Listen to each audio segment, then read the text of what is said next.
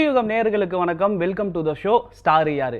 இன்னைக்கு நம்ம ஸ்டார் யார் நிகழ்ச்சியில் யாரை வெல்கம் பண்ண இருக்கோம் அப்படின்னா, ப்ரொடியூசராக தமிழ் சினிமாவுக்குள்ளே வந்து ஒரு கேரக்டர் ஆர்டிஸ்டாக வந்து தன்னை நிலைநிறுத்தி ஹீரோவாக தமிழ் சினிமாவில் ப்ரொஜெக்ட் ஆகி எந்த ஒரு பவைட்டல் ரோல் கொடுத்தாலுமே வந்து என்னால் தனியாக அந்த ஜானரை வந்து ஜஸ்டிஃபை பண்ண முடியும்னு சொல்லிட்டு சக்ஸஸ்ஃபுல்லாக தமிழ் சினிமாவில் ஒரு ஆக்டராக வள வந்துட்டு இருக்க சௌந்தரராஜா அண்ணா தான் வந்து நம்ம கூட இருக்காங்க. அண்ணா வணக்கம், எப்படி இருக்கீங்க? வணக்கம் அர்ஜுன், நல்லா இருக்கேன். ஸோ ஃபர்ஸ்ட் ஆஃப் ஆல் வந்து கிட்டத்தட்ட ஒரு 15 வருஷம் சினிமாவில் வந்து நீங்கள் சக்ஸஸ்ஃபுல்லாக ட்ராவல் ஆகிட்டு இருக்கீங்க. அதுவே வந்து ஒரு பெரிய ஹாப்பியாக இருக்குது. உங்களுக்கு எந்த அளவுக்கு அது ஹாப்பியாக இருக்குது? கேட்குறதுக்கு சந்தோஷமாக இருக்குது. பட் நான் சக்ஸஸ்ஃபுல்லாக ட்ராவல் பண்ணிகிட்ருக்கேன். என்னன்னா இல்லை, நான் எதிர்பார்க்குற சக்ஸஸ் வேறு. பட் நான் வந்து கன்சிஸ்டண்ட்டாக ட்ராவல் பண்ணிகிட்ருக்கேன், அப்படி தான் சொல்ல முடியும். ஒரு ஆக்டராக எனக்குள்ளே வந்து ஒரு ஆக்டர் இருக்கான், நான் வந்து சினிமாவுக்கு தான் வந்து போக போகிறேன் அப்படின்னு வந்து எந்த வயசில் முடிவு பண்ணீங்க? எந்த இன்சிடெண்ட் வந்து உங்களை சினிமாவுக்குள்ளே மாற்றுச்சு? நிறைய இன்டர்வியூவில் சொல்லிட்டேன். எனக்கு ஒரு 7 அந்த மாதிரி இருக்கும், 7-8 வயசு இருக்குன்னு நினைக்கிறேன். அந்த ஏஜில் வந்து எனக்கு சொந்த ஊர் உசிலம்பட்டி, மதுரை மாவட்டம். அங்கே பார்த்திங்கன்னா நிறைய கலை நிகழ்ச்சிகள் நடக்கும். திருவிழானாலும் கலை நிகழ்ச்சி, ஒருத்தன் செத்து போனாலும் கலை நிகழ்ச்சி இருக்கும். எதுனாலும் கலை நிகழ்ச்சி இல்லாமல் எந்த ஒரு இது நிறைவடையாது. ஸோ அப்படி அந்த கலை நிகழ்ச்சிகளை பார்க்கும்போது அந்த கலை நிகழ்ச்சிகளில் ஒரு இருக்கக்கூடிய கலைஞர்களாக நாடக கலைஞர்களாக தான் நான் வரணும்னு ஆசைப்பட்டேன். அதுதான் எனக்கு பயங்கர ஆசையாக இருந்துச்சு. அதுதான் எனக்கான முதல் விதையாக நான் எனக்கு நினைக்கிறேன். சரி, பார்த்துட்டு அதுக்கான முயற்சி என்னென்ன பண்ணீங்க? அதுக்கான ஒரு முயற்சியும் பண்ணல. அதாவது எனக்கு அதுவே வந்து ரொம்ப நாளுக்கு அப்புறம், நான் பெரியவனாக வளர்ந்ததுக்கு அப்புறம் தான் தெரியும் இந்த ஆசை எங்கே வந்துச்சுன்னு. நிறைய பேர் கேட்கும்போது தான் எனக்கு, நான் யோசிச்சு பார்க்கும்போது எனக்கு ஒரு ஒரு கரகாட்ட கலைஞர்களோ இல்லை ஸ்டேஜில் வந்து ஒரு வள்ளி திருமண நாடகமோ இல்லை ஒரு ராஜா வேஷம் போட்டவர் வந்து பயங்கரமாக பாடி, அவரே பாடுவார், அவரே வசனம் பேசுவார், அவரே நடிப்பார், அவரே சண்டை போடுவார், இவ்வளோ இருக்கும்.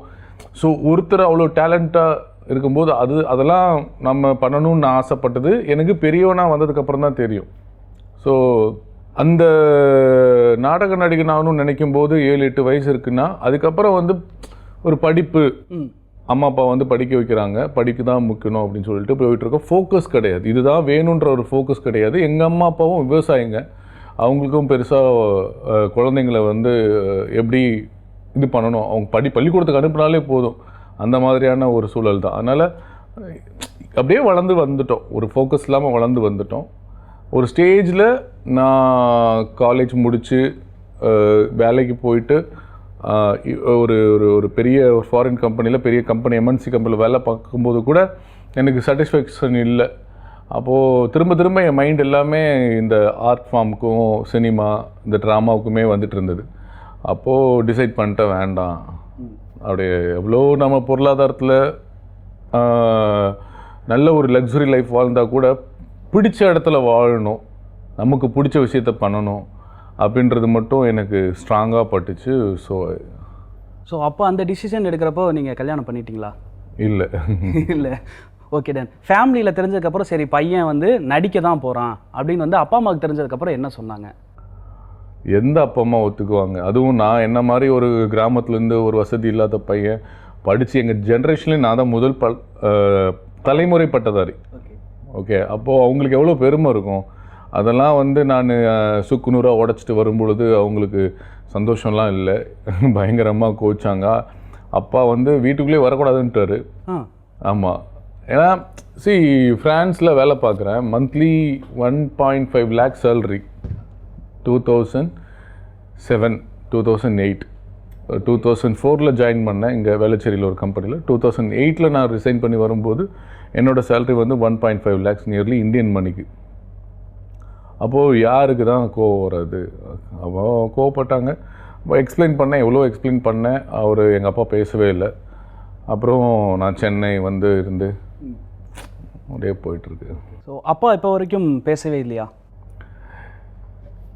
அப்பா அதுக்கப்புறம் ஒரு 5 years, 2008 2014 எவ்வளோ வருஷம், 6 வருஷம் கழிச்சு பேசினேன். ஏன்னா நான் 2008 ஸ்ட்ரகிள் பண்ணி 2011 வேட்டைன்னு ஒரு படம் பண்ணேன். 2012 சுந்தரபாண்டியன் ரிலீஸ் ஆயிடுச்சு, my first movie as a villain. Okay, அந்த படம் பயங்கர பிளாக் பஸ்டர் ஹிட்டு, எல்லா பக்கமும் பயங்கரமாக ஃபேமஸ் ஆனோம். அப்போது ஓகே, அப்போ கூட அவர் பேசவே இல்லை. கண்டுக்கவே இல்லை. அதான் படம் ரிலீஸ் ஆயிடுச்சு. அதான் அது கேளுங்க. அதுக்கப்புறம் வந்து 2013, 2014, 2015 நான் தர்மதுரைன்னு ஒரு படம் பண்ணேன். அதுக்கப்புறம் எனக்கு வேற எங்கும் கிளையில் கிடையாது, கவுண்டமணியனும் நானும் படம் பண்ணேன், ஹீரோவாக படம் பண்ண ரிலீஸ் ஆச்சு. அட் அ டைமில் தர்மதுரையும் ரிலீஸ் ஆச்சு, எனக்கு வேற எங்கும் கிளையில் ரெண்டும். ஆமாம், ரெண்டும் பயங்கர. எங்கே போனாலும் நான் எப்படி இன்டர்வியூ, மீடியா, பேப்பர் எங்கே திறந்தாலும் சவுந்தரராஜாவோட நியூஸ் இருக்கும். எனக்கே இந்த சொல்லுவாங்கல்ல, எனக்கே யாரியாவேன் அப்படின்ற மாதிரி இருந்தது. ஸோ எனக்கு அந்த நல்ல டைம், அந்த டைம் அப்போது வந்து எங்கள் அப்பா பேப்பரு இதெல்லாம் பார்த்துட்டு பயங்கரமாக ஹாப்பி ஆகிட்டு, பரவாயில்ல சின்னவன் ஜெயிச்சிருவான் போல இருக்கு அப்படின்னு சொல்லி எங்கள் அம்மா கிட்ட சொல்லிட்டு பேசியிருக்காரு. அப்பா வந்து வேறங்க, அது ஒரு தாய் எந்த அளவுக்கு மிகப்பெரிய ஒரு முக்கியமான உறவு, அதுக்கு ஈடு இணையே கிடையாது. இப்போ நான் வந்து ஒரு படம் தியேட்டர்ல பார்த்துக்கிட்டு இருக்கேன். ஒரு படம் இல்லை, 2 படம் பார்த்து, நிறைய படம் பார்த்துருக்கேன். உங்ககிட்ட 2 படம் பார்ப்பியா? அட் அ டைம்லலாம் 2 படம் இல்லைன்னா தொடர்ந்து இல்லை, கொஞ்சம் கேப் கழிச்சுனே வச்சுக்கோங்களேன். ஒரு 2 படம் பார்க்குறேன். அந்த 2 படத்தில் வந்து அந்த ஒரு பர்சனை மட்டும் ஆடியன்ஸ் எந்திரிச்சு போகும்போது திட்டுறாங்க, செம்மையாக திட்டிட்டு போகிறாங்க. நான் என்ன யோசிக்கிறேன் அப்படின்னா, ஓகே இந்த ஆக்டர் வந்து அவரோட பர்ஃபார்மன்ஸை நல்லா பண்ணியிருக்காரு, கொடுத்த விஷயத்தை சூப்பராக பண்ணியிருக்காரு, அதனால தான் அந்த ஆடியன்ஸ் வந்து அவரை திட்டிட்டு போகிறாங்க அப்படின்னு. படம் வந்து சுந்தரபாண்டியனில் தான் நான் பார்த்தேன். ஓகே, ஃப்ரெண்டுக்கு நீங்கள் துரோகம் பண்ணும்போதெல்லாம் பின்னாடி உட்காந்துட்டு, ஏன்னா நானும் ஃப்ரெண்ட்ஸுக்கு எங்கே வர நானும் கேட்டேன், எல்லாருமே திட்டுறாங்க அவங்கள. அங்கே வந்து இப்போ தளபதி பேசின வார்த்தை அதே பாரபட்சம் இல்லாமல் திட்டினாங்க. அந்த ஒரு மூமெண்ட் வந்து நீங்கள் ஆக்டராக ஜெயிச்சிட்டிங்க. ஸோ அதை நீங்கள் தேட்டரில் உட்காந்து பார்க்கும்போது எந்த அளவுக்கு இதாக இருந்தது? இங்கே இந்த உதயம் தேட்டரில் தான் பார்த்தோம். நான், விஜய் சேதுபதி, சசிகுமார் அண்ணன், பிரபாகரன் சார் அண்ணன், லக்ஷ்மி மேனன், சூரி எல்லாருமே பார்த்தோம். அந்த கிளைமேக்ஸ் வரும்போது ஐயோ காதில் கேட்க முடியல, போடுறாவன டேஸ் டே ஐயோ. ஸோ அந்த மாதிரி அப்போது வந்து ஒரு பெரிய எனக்கு என்னென்னா, நான் நடிக்கணும்னு ஆர்வம் இருந்துச்சு. அந்த படம் முதல் படம், அனுபவம் கிடையாது, கதை தெரியாது, நடிச்சிட்டேன். சொல்கிற விஷயங்களை மட்டும் வாங்கி அப்படி நடிச்சிட்டேன். டப்பிங்கும் பண்ணிட்டேன். எனக்கு ஒன்றுமே புரியல. புரியும், பட் அந்த டெப்த் ஆஃப் அந்த கேரக்டரோட டெப்த்து புரியாது. படம் பார்த்தா தான் தெரியும். ஏன்னா நான் என்னோடய சீன்ஸ் மட்டும்தான் நான் பார்த்துருக்கேன் டப்பிங் பண்ணும்போது கூட. படமாக நான் ஃபுல்லாக பார்க்கல, கதையாகவும் தெரியாது. தெரியும் இதுக்கு முன்னாடி என்ன நடந்துச்சு, இதுக்கப்புறம் என்ன நடக்க போகுது, இப்போ என்ன பண்ணணும், அது மட்டும் டைரக்டர் சொல்லுவாங்க, அதை செஞ்சுருவேன். ஸோ படமாக அன்றைக்கி தான் ஃபஸ்ட் டைம் நான் பார்த்தா எனக்கு என்னடா இவ்வளோ கேவலமாக இருக்குது அப்படின்னு சொல்லிட்டு, அப்போது அது வந்து ஆடியன்ஸ் என்ஜாய் பண்ணும்போது அப்படி இருந்துச்சு. ஓகே நம்ம ஜெயிச்சிட்டோம்டா அப்படின்ற ஒரு ஃபீல். வருத்தது இல்லைல்ல, அது கூச்சம் இருந்துச்சு. ஒரு மாதிரி நான்லாம் வந்து ஒரு மாதிரி எந்திரிச்சு வெளியே வந்துட்டு ஏதோ அடிச்சிருவாங்களான்னு ஒரு மாதிரி பயந்துட்டு. It's unforgettable experience. அதுதான் திட்டினா தான் அந்த கேரக்டர் நிற்கும். 2வது படம் நீங்கள் கேட்கவே இல்லை. என்ன படம்? 2 படம் சொன்னேன் இல்லையா. 2வது படம் வந்து தர்மதுரை. ஓ ஆமாம், அதுக்கு திட்டினாங்க. அதுக்கு இப்போ பொம்பளைங்க தான் அதிகமாக திட்டினாங்க. அந்த சீன்ஸ்லாம் வரும்போது உதாரணத்துக்கு சொல்லணும் அப்படின்னா, அந்த ஐஸ்வர்யா ராஜேஷ் கிட்ட இப்போ நீங்கள் போய் வந்து இந்த வரதட்சணை கேட்கறலாம் வந்து ஃபேமிலியோட படம் பார்த்துட்டு இருக்கும்போது அவங்களும் சேர்ந்து அந்த மாதிரி திட்டும் போது, ஓகே இவர் வந்து ஆக்டராக ஜெயிச்சுட்டு வந்துக்கிட்டே இருக்காரு அப்படின்ற ஒரு விஷயம் எனக்கு அந்த நேரத்தில் புரிஞ்சது. ஸோ நீங்களும் அதை எக்ஸ்பீரியன்ஸ் பண்ணியிருப்பீங்க கரெக்டாக. ஆனால் நீங்கள் பார்த்தீங்கன்னா சுந்தரபாண்டியனில் இருக்க பரஞ்சோதியும் சரி, தர்மதுரையில் இருக்க அர்ச்சுனனும் சரி நல்லவன். ஆமாம். ஆனால் அந்த இன்ட்ரெஸ்டிங்கான செக்மெண்ட் என்ன அப்படின்னா வந்து, இப்போ என் முன்னாடி வந்து ஒரு எமோஜி மாதிரி ஒன்று இருக்கும். அந்த எமோஜிக்கான மீனிங் வந்து அதில் இருக்குது. அதை பார்க்கும்போது உங்களுக்கு என்ன மாதிரியான எமோஷன் தோணுது, அதில் நடந்த இன்சிடென்ட் எதுவாக இருந்தாலும் இருக்கலாம், உங்கள் லைஃப்பில் நடந்தது, அதை ஷேர் பண்ணலாம். அதை பார்க்கும்போது உங்களுக்கு என்ன தோணுதுன்னு சொல்லுங்கள். ஓகேவா? இது வந்து ஹீரோ எமோஜி. உங்கள் லைஃப்பில் அந்த மாதிரி? என் லைஃப்பில் ஹீரோ நிறைய பேர் இருக்காங்க. சுபாஷ் சந்திர போஸ், அப்துல் கலாம், எம்ஜிஆர், விஜயகாந்த், இப்போ அப்படியே சொல்லிட்டு போகலாம். ஓகே, இப்போ நீங்கள் விஜயகாந்த் அவர்கள்னு சொல்லும்போது நான் ஒரு விஷயம் வந்து கேட்கணும். நீங்கள் டைஹார்ட் விஜயகாந்த் சாரோட ஃபேன் அப்படின்றது எங்களுக்கு தெரியும். நீங்கள் நடிகர் விஜயகாந்துக்காக ஃபேனா இல்லை ஒரு தனிப்பட்ட மனுஷன் விஜயகாந்த் அவர்களுக்கு வந்து ஃபேனா? இனிஷியலி நான் நடிகர் விஜயகாந்துக்கான ஃபேன் தான். அதுக்கப்புறம் வந்து அவருடைய அந்த மனசு, அந்த ஹார்ட்டு, அவர் மக்களுக்காக நிறைய விஷயங்கள் பண்ணுவார். படத்துலையும் இருக்கும். எனக்கு எப்போவுமே எனக்குள்ளே இருக்காது, என்னன்னு தெரியல. எனக்கு இப்போ சில சாங்ஸ்லாம் பிடிச்சா, இப்போ லவ் சாங்ஸ்லாம் எனக்கு பெருசாக பிடிக்காது. பெருசாக பிடிக்காது. பட் புரட்சிகரமான சாங்ஸ் ரொம்ப பிடிக்கும். ஒரு மாதிரி அப்படியே ஒரு மாதிரி அந்த மாதிரி சாங்ஸ் தான் பிடிக்கும். அந்த மாதிரி மைண்டில் அந்த மாதிரினால எனக்கு அந்த மாதிரி அவர் படங்கள் நிறைய பார்த்து இந்த தீவிரவாதத்தை ஒழிக்கணும்னு சொல்கிறது, தேசபக்தியோடு இருக்கணும்னு சொல்கிறது, அப்புறம் வந்து ஒரு க்ரைம் நடக்கக்கூடாது, இந்த மாதிரி நிறைய ஜாதி பார்க்கக்கூடாது, இந்த மாதிரி நிறைய விஷயங்கள் அவர் படங்கள் இருக்கும்போது அதுதான் மெயின் ரீசன் அவருக்கு மேலே. நெக்ஸ்ட் இது வந்து ஆங்கிரி. உங்களை கோவப்படுத்தின விஷயம் நிறையா இருக்குது. காலைல கார் எடுத்து கிளம்புனா போகும்போது ரோட்டில் போகும்போது நிறைய டைம் எனக்கு நான் ஒரு ஷார்ட் டெம்பர். இதனால நிறைய பிரச்சனைகள் வருமா? சினிமா படத்தில் நடிக்கும் போது அவன் கோவக்காரன்பா, அவனையப்பா கூப்பிட்டுக்கிட்டு. ஆமாம் வரும். அதுக்கு பார்த்துருக்கீங்க, இதில் நம்ம முன்னாடி விட்டு பின்னாடி கூட சொல்லுவாங்க. அது எப்படி ரியாக்ட் பண்ணுவீங்க? ஒன்றுமே பண்ண முடியாது. சில நேரம் கஷ்டமாக இருக்கும். நம்ம கோவப்பட்டிருக்க வேண்டாம், அப்படி டிப்ளமேட்டிக்காக போயிருக்கலாம், இல்லை நம்ம அமைதியாக போயிருக்கலாம்னு தோணும். ஆனால் இது எல்லாமே மெச்சூரிட்டி அர்ஜுன். நீங்கள் வந்து மெச்சூரிட்டி லெவல், சிந்திக்கும் திறன் கூட நீங்கள் வந்து சாந்தமாயிடுவீங்க. ஏன்னா ஒரு சில இடத்துல இதுதான் மாற்ற முடியாது அப்படின்னா அவங்க சில பேர் கடந்து போயிடுவாங்க. சில பேர் இல்லை மாற்றி ஆகணும்னு நினைப்பாங்க. இது இல்லை நீ மாற்றி தான் ஆகணும்னு போராடுவாங்க. இது எல்லாமே மெச்சூரிட்டி தான் நினைக்கிறேன். அதனால் எனக்கு சில நேரம் வந்து கோவம் வருது, சில நேரம் கண்ட்ரோல் பண்ண முடியுது, சில நேரம் கண்ட்ரோல் பண்ண முடியலை. எல்லாம் மிக்ஸ்டு. Next love. யாருக்கு கொடுப்பீங்க லவ்? இப்போ வந்து என் மகளுக்கு தான். நைரா மாதங்கிக்கு தான். நெக்ஸ்ட் எனக்குனே வருவீங்களாடா அப்படின்ற மாதிரி. ஆமாம், நான் இனிஷியலியாக தான் நான் ஒரு இமோஷனல் இடியட் தான். நான் பர்சனலாக பழகி பார்த்தா தெரியும். எவ்வளோக்கு எவ்வளோ கோவப்படுறனோ அவ்வளோக்கு எவ்வளோ பாசமாகவும் இருப்பேன், அவ்வளோக்கு அவ்வளோ டக்குன்னு உடஞ்சிருவேன். அதான் சொன்னேன், ஒரு மாதிரி மிக்ஸ்டு கலந்த கலவை தான் நான். சூப்பர். நெக்ஸ்ட் மண்டை காய விடுறீங்க. ஏன்டா என்ன இப்படி டிப்ரெஷன் ஆகிருக்கிறீங்க? அந்த வடிவேல் ஒரு படத்தில் சொல்லுவார்ல, என்கிட்ட சரசம் பண்ணுறதுக்குனே வருவீங்களாடா, அந்த மாதிரி. எனக்கு எந்த அளவுக்கு யாரும் பண்ணதில்லை. பண்ணால் எங்கள் வீட்டில் மெய்டு அக்கா பண்ணுவாங்க, அப்புறம் வந்து சில நேரம் அசிஸ்டன்ஸ் பண்ணுவாங்க. ஆனால் இந்த செக்மெண்ட் என்ன அப்படின்னா வந்து நீங்கள் நடித்த படங்களை தான் வந்து நான் காட்ட போகிறேன். அந்த போஸ்டரை பார்த்தோன்னையும் உங்களுக்கு என்ன ஞாபகம்? இந்த ஷூட்டிங் ஸ்பாட்டில் நடந்ததாக இருக்கலாம், இல்லை அந்த டேரக்டர் கதை சொல்ல வந்த விஷயம், இல்லை அந்த சுவாரஸ்யமாக என்ன அங்கே நடந்திருக்குமோ அந்த பிக்சரை பார்த்தோன்னே உங்களுக்கு என்ன தோணுதோ நீங்கள் ஷேர் பண்ணலாம். ஓகேவா? ஃபஸ்ட்டு இது ஜிகர்தண்டா. கார்த்திக் சுப்புராஜ் என்ன நண்பன். நாங்கள்லாம் ஆரம்பத்துலேயே வந்து ஷார்ட் ஃபிலிம்லேருந்தே பழக்கம். ஜிகர்தண்டாவில் மறக்க முடியாத அனுபவம், அது சொல்லாமல் என்னன்னு தெரியல. அந்த பஞ்சாயத்து சீன் முடிச்சுட்டு வருவோம்ல, வரும்போது ட்ரிங்க் பண்ணுற மாதிரி எல்லாம் ஃப்ரெண்ட்ஸ் எல்லாமே அந்த என்ஜாய் பண்ணுறதுக்கு ட்ரிங்க் பண்ணுவோம். பொதுவாக சினிமாவில் நாங்கள் ட்ரிங்க் பண்ணும்போது ஜூஸ் தான் வச்சுப்போம். ட்ரிங்க்லாம் ஒரிஜினல் ட்ரிங்க் இருக்காது. ஓகே. இது வந்து என்னாச்சுன்னா, அந்த ஆர்ட் டைரக்டர் வந்து என்ன பண்ணிட்டாரு, டைரக்டருக்கு வந்து அந்த ஓப்பன் பண்ணும்போது நொர வேணும் அப்படி சொல்லியிருக்காரு. ஓகே. ஸோ ஓப்பன் பண்ணும்போது அந்த நொர வரணும், அப்புறம் கட் பண்ணும்போது மாற்றி பண்ணிப்போம். இன்னொன்று என்ன பண்ணுவாங்கன்னா, ஆர்ட் டைரக்டர் என்ன பண்ணுவாங்கன்னா, அந்த பியர் வாங்கிட்டு வாட்டர் அதுவும் மிக்ஸ் பண்ணி பண்ணுவாங்க. அப்புறம் ரெடியாக வச்சுருப்பாங்க. ஓப்பன் பண்ணும்போது நொர வரும், அப்புறம் வந்து அப்படி இது பண்ணுற மாதிரி இருக்கும். ஸோ இந்த மாதிரி சீட் பண்ணி சில எடுப்போம். முழுசாக வந்து ஆல்கஹால் யூஸ் பண்ணவே மாட்டோம் எந்த படத்துலையுமே.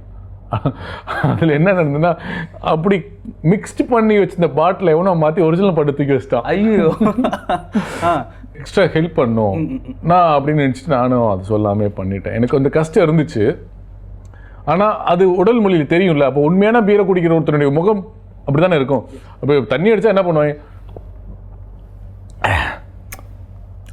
அப்படின்லாம் அப்படி ரியாக்ஷன் பண்ணுவானுங்க. இது நம்ம சும்மா பண்ணால் வராது, அப்படி போச்சா வந்து நானாக வந்து அதை ஹைட் பண்ணிக்கிட்டேன். That's unforgettable memories. ஸோ அது வந்து அப்புறம் டைரக்டர் சொன்னார், யோ என்ன அது என்ன டைரக்டர். நெக்ஸ்ட் பிக்சர் வருத்தப்படாத வாலிபர் சங்கம். போஸ்ட் பாண்டித்தொல்லை தாங்கவே முடியாது. சிவகார்த்திகேயன், பொன்ராமண்ண டைரக்ஷன், சூரியண்ண, நான், ஸ்ரீதிவ்யா. எகைன் இதுலேயும் வந்து இந்த மாதிரி நிறைய மெமரிஸ் இருக்குது. பொன்ராமண்ண வந்து சூப்பர் டைரக்டர், ஜாலி டைரக்டர். ஒரு டென்ஷனே இல்லாமல் அப்படியே பேச விட்டுட்டே ஷூட் பண்ணுவார். அவரும் ஆல்ரெடி இருக்கும். அதில் ஏதாவது ஒரு நல்ல இம்ப்ரவைஸ் ஆச்சுன்னா அப்படியே நம்மால் சிவகார்த்திகேயன் வந்து கவுண்டர் வந்துகிட்டே இருக்கும். ஆன் த ஸ்பாட் ஏதாவது ஒன்று வந்துகிட்டே இருக்கும். சார் நல்லா பண்ணுங்கன்றவார். நெக்ஸ்ட் பிக்சர்னா சுந்தரபாண்டியன் எனக்கு வாழ்க்கை கொடுத்த படம். நான் வந்து ஒரு சீன் எடுத்தாங்க. அப்போது வந்து விஜய் சேதுபதி ஒரு காட்டுக்குள்ளே உட்காந்து குடிச்சிட்டு இருப்பாப்புல, குடிச்சிட்டு பாட்டில் எடுத்து மண்டையோட பாப்புல நான் போய் நின்று அவரை சமாதானப்படுத்தி கொஞ்சம் மேனிப்புலேட் பண்ணி அவரை கரெக்ட் பண்ணணும் ஒரு சீனு. ஸோ கேமரா வந்து ஒரு 40 feet கிரெயினில் இருக்குது. இப்படி விழுந்து நிற்குது, பாம்பு படம் எடுத்து நிற்கிற மாதிரி நிற்குது. நான் அங்கே இருக்கேன், ஒரு 10-20 அடி தள்ளி இருக்கேன். 10-20 அடி தள்ளி இருக்கேன். அதுக்கு முன்னாடி விஜய் சேதுபதி உட்காந்துருக்காப்புல. ஆக்ஷன் சொன்னால் நான் அங்கேருந்து போய் விஜய் சேதுபதி கிட்ட போயிட்டு அவர் பேசும்போது, அவர் பாட்டில் எடுத்து மண்டை அடிக்கும்போது அவர் இது ரெஸ்கியூ பண்ணி அவர்கிட்ட ஒரு டைலாக் பேசி அப்படி கீழே உட்காந்து வரும்போது இந்த கேமரா என்ன பண்ணுன்னா இப்படியே வரும். இப்படியே வந்து இப்படி சார்ஜ் ஆகி இப்படி ஃப்ரண்ட்டில் வந்து இப்படி சார்ஜ் ஆகும். ஒரு பாம்பு வந்து படம் எடுக்கிற மாதிரி இருக்கும். இமேஜின் பண்ண முடியுதா? முடியுதுண்ணா. அந்த சீன் வந்து ரொம்ப ரொம்ப இன்டென்சிவான ஒரு சீனை. கண்டிப்பாக அந்த இடத்துல தான் விஜய் சேதுபதி வந்து வெறிகுண்டு எந்திரிப்பாப்புல. அவனை வந்து நான் வந்து இது பண்ணுவேன், ட்ரிகர் பண்ணுவேன். அப்போது டைலாக் பேசும்போது அப்படியே உட்காந்துட்டேன். அவன் தலையெல்லாம் தேய்ச்சி விட்டுட்டு உட்காரும்போது கேமரா என் கிட்ட வரும். இங்கேருந்து வரும்போதெல்லாம் எனக்கு தெரியாது. கிட்ட வந்து உடனே டைலாக் மறந்துடுவேன். இந்த டொர்ன்னு ஒரு சவுண்டு வரும், கேமரா சவுண்டு. டர்ன்னு ஒரு சவுண்டு வந்து கிட்ட வந்து ஒரு பாம்பு படம் இருக்க மாதிரியே நிற்கும். நான் டக்கு நம்ம டைலாக் மறந்துடுவேன். மறுபடியும் ஒரு டேக், 2 டேக், 3 டேக். இன்னொரு டைம் என்ன ஆகுனா இப்படி திரும்பி பார்த்து விஜய் சேதுபதியை பார்த்தா அவர் கண்ணை பார்த்துட்டு அவர் நடிப்பை பார்த்துட்டு டைலாக் மறந்துடுவேன். 10 டேக் ஆயிடுச்சு. 1 2 3 4 5 10 டேக் வந்து டைரக்டர் பயங்கர கடுப்பாரு. சவுண்டர் என்னங்க பண்ணுறீங்க நீங்கள் அப்படின்னா எனக்கு ஒன்றுமே புரியல. ஒவ்வொரு வாட்டியும் சொல்கிறாரு. நான் சரி சார், ரெடி சார்ன்ற யோசிக்காமல் நான் ரெடின்றேன் பயத்தில்.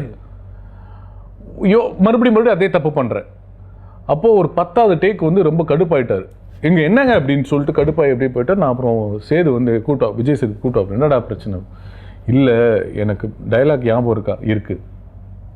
அப்புறம் என்ன பிரச்சனை? இல்லை கேமரா இங்கேருந்து நான் வர்றேன், உன்னை பார்க்குறேன், இது பண்ணுறேன், கேமரா அங்கே வரும்போதெல்லாம் பிரச்சனை இல்லை. கேமரா கிட்ட வரும்போது எனக்கு அந்த சவுண்ட் வந்து எனக்கு டிஸ்டர்ப் ஆகுது. இன்னொன்று உன் கண்ணை பார்த்தா எனக்கு டைலாக் மறந்துடுது அப்படின்னு சொன்னேன். ஒரு 5 நிமிஷம் பிரேக் எடுத்துக்கிட்டோம்.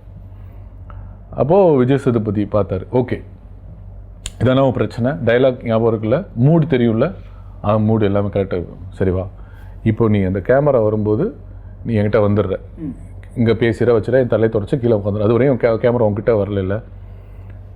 கேமரா உங்ககிட்ட வரும்போது என்ன பார்த்துரு. செம்ம. அதான் அவர் ஏன் இன்னைக்கு பெரிய ஸ்டாராக இருக்காருன்னா அந்த அறிவு தான். ஸோ கேமரா கிட்ட வரும்போது நீ என்ன பார்த்துரு, இப்படி திரும்பி பார்த்துட்டு கூட பிறந்த பிள்ளை கல்யாணம் பண்ணி வச்சுட்டு 2 ஏக்கர் நிலமோ இது கொடுத்தா எல்லாம் முடிச்சு போச்சுட்டானுதாடா. இப்போ கேமரா இந்த பக்கம் வந்துடும், எனக்கு வந்துடும். இப்போ நீ இங்கிட்டு திரும்பு, அந்த கல்லை பாரு. சரிலாம் அவன் செஞ்சுட்டு அவன் விசில் இருப்பானா, நாம சாகணுமா? கேமரா இப்போ என்கிட்ட வரும். இப்போ நீ என்ன பாரு, இப்போ என்னடா பண்ணும்? ஓகேவா? அப்போது இன்னொன்று, நீ இந்த மாதிரி பண்ணனா உனக்கு கேமரா ஃபேவரட் வராது. அப்போ நீ கேமரா அவே போகிற மூஞ்சி ஸ்க்ரீனில் வராது. அந்த கல் தான் அப்புக்குட்டி, அந்த குட்டி கல் தான் அவன் தங்கச்சி. அப்போது நீங்கள் நினச்சதெல்லாம் அப்போ இப்போ நீ பட்ட பாடலாம் உனக்கு தெரியும். அப்போ அவங்க பாரு, ஏண்டா அப்புக்குட்டியை கொண்டுட்டான், தங்கச்சி கல்யாணம் பண்ணி வச்சுட்டான், எல்லாம் முடிஞ்சு போச்சு நினச்சாடா. இப்போ கேமரா அங்கே வருதா, இங்கே பாரு, இப்போ என்னடா பண்ணணும் நான் கேட்பேன், அவர் கேட்பார். அப்படி சைலண்ட் ஷாட்டு, அவனை கொல்லணும். ஸோ இந்த எஜுகேஷன் இருக்குல்ல நண்பா, நீங்கள் சொல்லும் போதே ரொம்ப இன்ட்ரெஸ்டிங்காக இருந்தது. அது மறக்கவே முடியாது. சூப்பர்ண்ணா, தேங்க்யூ ஸோ மச். இவ்வளோ நேரம் வந்து உங்களோட நேரத்திற்கும் அதே மாதிரி நீங்கள் அடுத்தடுத்து பண்ண போகிற எல்லா படங்களுமே வந்து ஒரு மிகப்பெரிய சக்ஸஸ் அடையணும் அப்படின்னு சொல்லிட்டு எங்களோட புதுயுகம் சார்பாகவும் என்னோட சார்பாகவும் வந்து உங்களுக்கு பெரிய வாழ்த்துக்கள். நன்றி. உங்களுக்கும் என்னுடைய மனமார்ந்த வாழ்த்துக்கள். அண்ட் இதுவரையும் பார்த்த நேயர்களுக்கு என்னுடைய நெஞ்சார்ந்த நன்றிகள். முடிஞ்ச அளவுக்கு மாதத்தில் 2 நாளாவது இந்த மண்ணுக்கும் மக்களுக்கும் பிரயோஜனமாக ஏதாவது ஒன்று பண்ணுங்கள். நன்றி, வணக்கம்.